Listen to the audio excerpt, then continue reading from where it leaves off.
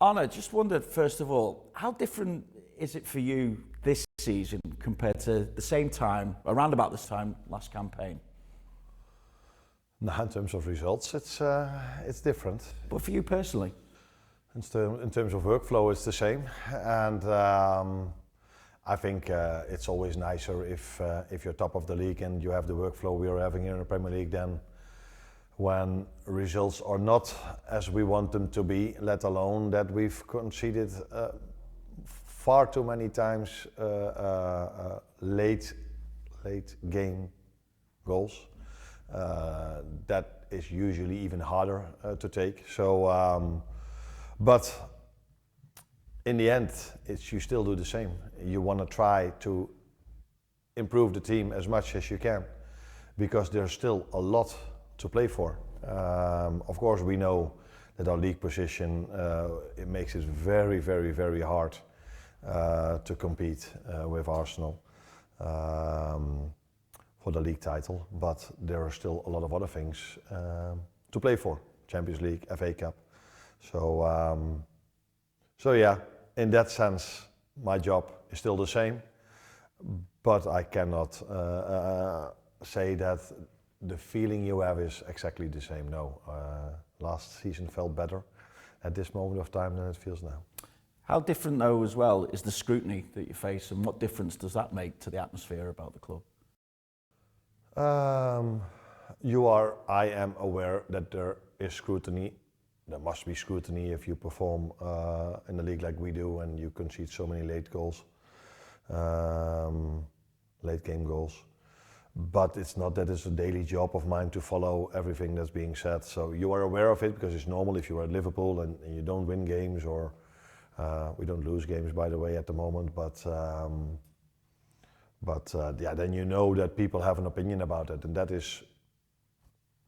is completely normal and acceptable. And but that's not part of my daily job to follow everything that's being said. I think you need to be informed about certain things, but you don't have to read it all. I think I saw Eddie Howe said as well, he just blocks it out, almost bunkers down and doesn't pay too much attention to it. Is that something that you do yourself as well, just stay away from it all? Yeah, that's definitely what I think maybe every manager does, and every player should do as well. I'm not on social media, so I don't get these commands, but we live in a world where it's hardly impossible not to follow, not to get some information, and I think it's also good to know a little bit what the fans think about certain things. And usually that's not so much different than what the manager and what the players think, because it's not that we are happy and we see probably the same things we struggle with as the fans see. So what is the biggest challenge facing you now that we're into the second half of the season? No, first of all, getting the players back, to have all of them available in a period of time where we play a lot of games. That's not going to be easy because some of them won't be available. But the ones that are closer to coming back, we want them back as soon as possible. Because that always means you're more competitive. The more players you have, especially the players we have, because they're all very good players, that makes you more competitive. And we need to learn every single time from the games we've played.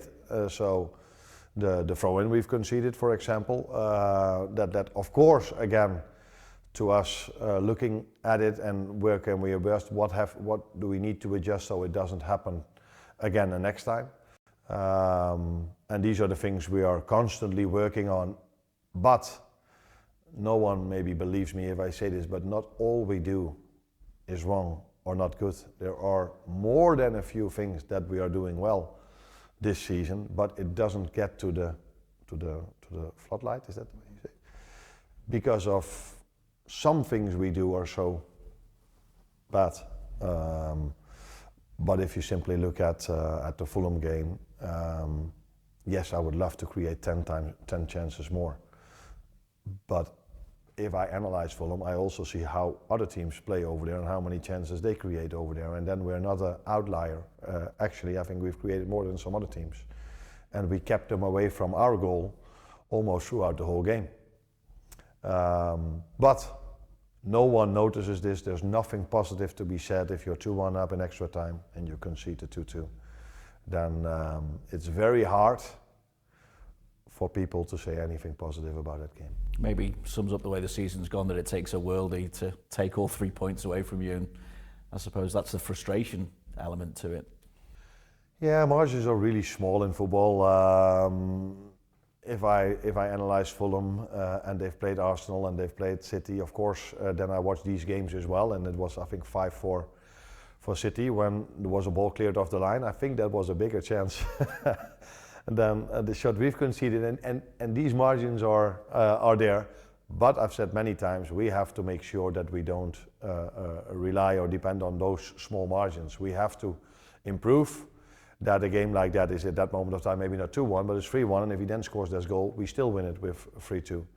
But we're not there yet. But this is where we're working for every single day, and I think this group is so talented. If things click, and that will happen, if they're all back and they're all fit enough to play a lot of games in a week, then this group of players is capable of much more than the results are telling us now. When people are looking for faults and you talk about those small margins, they seem to put it under the umbrella intensity, and that intensity has dropped. Is that something that you see? Is it fair comment, or are you not seeing that in your group?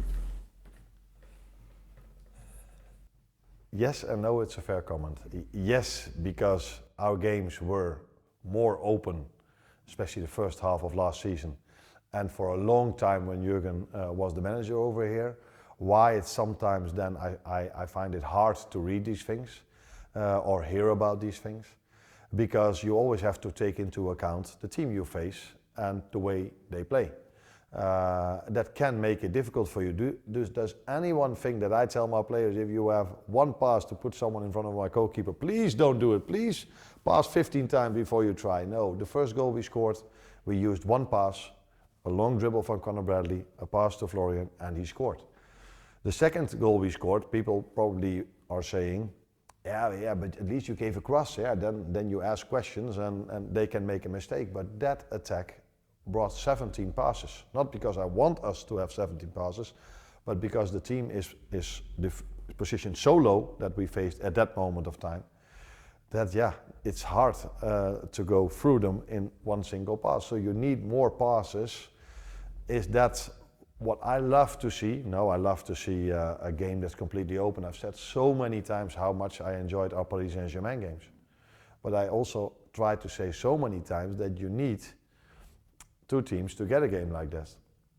And I would love us to have a game like that every single day. But till now, I think in the last run of games, the last 9 games, people would probably tell me, and I would completely agree with them, that Villa and Brighton were the nicest games to watch.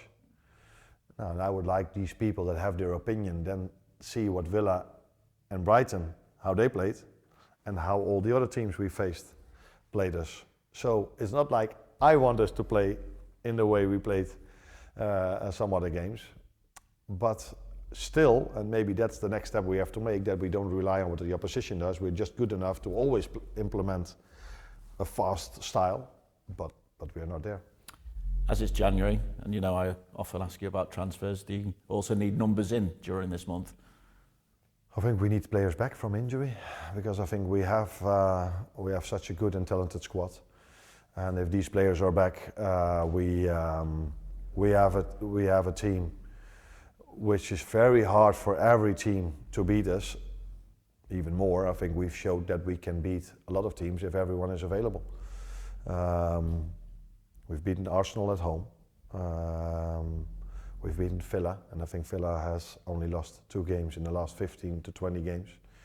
And one of them was Arsenal, one of them was us. We've beaten Real Madrid, we've beaten Inter Milan. So we are a team, if everyone is available, that is able to win against these teams. But we've also showed that we haven't had the consistency to win other games to make the league table look a bit nicer. But if everyone is available, this is a very talented and good group, and we can win against everyone. So that is what's on my mind if I think about the January window. I do have to ask you in general terms though about Marc Guehi, because you were so close to signing him in the summer. If he were to go elsewhere, in this transfer window. Would you expect criticism levelled at the football club for not getting that deal done in the summer? Nah, you are always the first one that can ask me a question in a press conference, and you always know what the answer is going to be. So I never talk about another player that's not playing for us, even though if people say he's related to us. Now, he's related, is that a good word? Or you're talking about he's that he been might linked, go, yeah, he's been linked, yeah. That's the better word, to go to another club. So I will definitely not make the mistake to talk about a player that's been linked to another club and to give my opinion about that. I can talk for hours about our players, but not about players from other clubs. So the focus is purely on the football side of things once again. If you are to get back in the title race, this is must win against Arsenal, isn't it? Or is the title race gone for you? It's never nice to say that the title race is gone, because you never know what can happen in football, but there are a lot of clubs in between us and the number one, two other clubs, and that is also Villa and City. I think at this moment of time we're 14 points behind Arsenal. So the last thing we should talk about this moment of time is about a title race. Our first focus now is on top 4, top 5 finish to qualify for Champions League, and all the other things we can still play for the Champions League, for the FA Cup. And if something happens that no one would expect and probably never has happened before, then we try to make sure, or we make sure that we are ready for that. But I don't go to Arsenal thinking about a title race. We go to Arsenal thinking about winning a game of football against a very strong team. But we've shown so many times this season that we can be a very strong team as well. As ever, we wish you all the best and Happy New Year to you as well. Thank you. You too. Top man.